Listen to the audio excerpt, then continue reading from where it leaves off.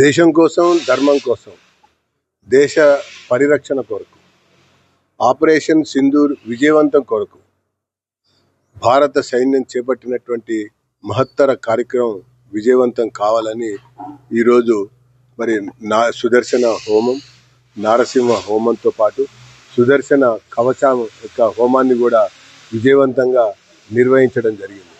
ఈ యొక్క యుద్ధ క్రమంలో పాకిస్తాన్ ప్రయోగిస్తున్నటువంటి పలు మిసైల్స్ని ఖండించేటువంటి విధంగా, న్యూట్రల్ చేసేటువంటి విధంగా మరి భారతదేశం మరి సంధించినటువంటి అస్త్రాలు చూస్తే అది సుదర్శన చక్రమే.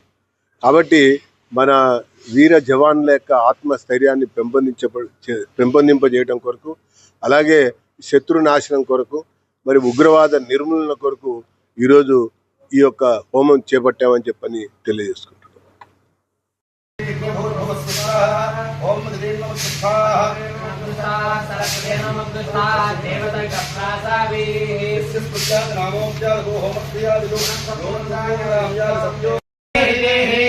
ఓం నమో భగవతే మహాసుదర్శనాయ దీప్త్రే జ్వాలాపరీతాయ సర్వదిక్షోభనహరాయ కుంభద్ర